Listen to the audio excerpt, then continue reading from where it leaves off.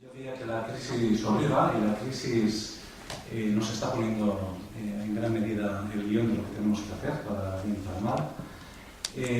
Nosotros consideramos que esta crisis se está caracterizando por una inmensa conversión de deuda privada, sobre todo la de la banca, en deuda pública. A partir de ahí se ha decidido que hay que recortar el gasto público, en general los presupuestos,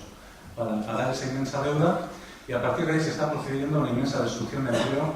y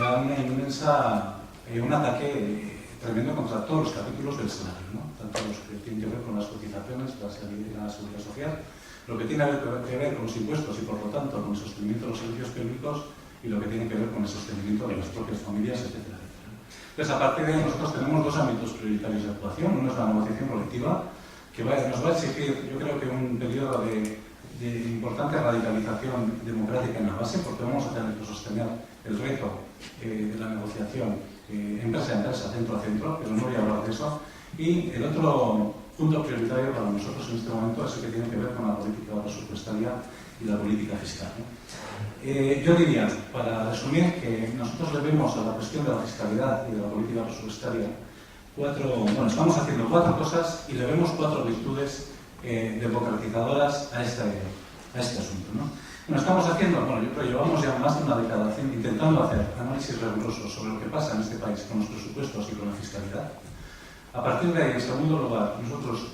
con una base militante de 3.000 personas, compartimos continuamente ese análisis riguroso sobre lo que está sucediendo con esa fiscalidad. Ese es nuestro núcleo duro, ese es nuestro núcleo militante capaz de traccionar luego, o no capaz de traccionar, pero es con quien estamos trabajando. Hemos dado prioridad en el contexto de esta crisis a la movilización social, bien en solitario, bien con otros sindicatos, bien en la plataforma de movimientos sociales y sindicatos, de la que luego tendremos oportunidad de hablar. Y finalmente también estamos intentando actuar judicialmente contra los excesos de la banca, o a ver si podemos hacer algo también con las haciendas de aquí. Pronto sabremos algo de esto. Bueno, yo a este trabajo le veo cuatro virtudes democratizadoras, que las lanzo así y luego podemos debatir. La primera es que intentar trabajar estos ámbitos nos está suponiendo un alto grado de politización y de concienciación de nuestra militancia, ¿no? Yo creo que algo absolutamente necesario. Yo creo que esto es probablemente lo único bueno que nos dé la crisis, que es una oportunidad para incrementar el grado de politización y conciencia de nuestra gente. En segundo lugar, creemos que al poner el acento en la política fiscal y presupuestaria, ponemos el acento en un instrumento real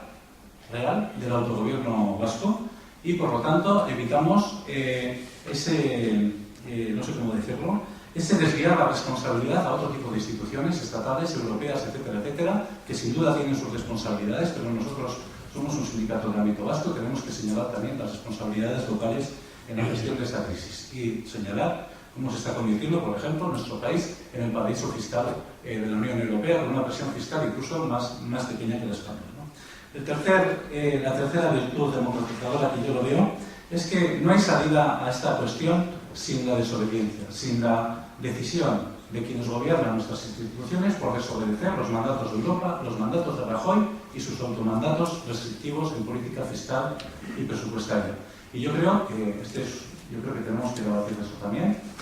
Ni siquiera los parlamentos son suficientes, y si hoy hay fuerzas políticas en el ámbito institucional que quieren hacer las políticas, van a tener que buscar complicidades fuera de los parlamentos, buscar al movimiento social, buscar al movimiento sindical, para sostener el desafío que supone desobedecer. Nosotros creemos que esto es posible,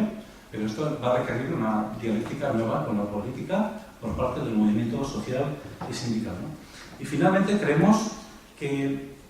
el tema de la fiscalidad en términos democratizadores, el tema de la fiscalidad de la política presupuestaria, tiene una virtualidad también en cuanto que apela a un país que toma las riendas sobre sí mismo, sobre uno de sus mayores instrumentos de cohesión, como es la fiscalidad del presupuesto, y puede ser también un elemento que desde el punto de vista federalista que ayuda a conformar la conciencia de formar una nación, de conformar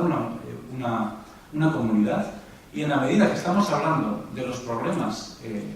ligados a los servicios públicos, a la fiscalía, etcétera, puede ser un elemento también transversal, capaz de vincular al soberanismo a ámbitos de la población no directamente vinculados a la reivindicación independentista. En este sentido, creemos que también estas políticas, y creemos también determinada gestión de estas cuestiones, puede ayudar sobradamente a ampliar la base social del soberanismo.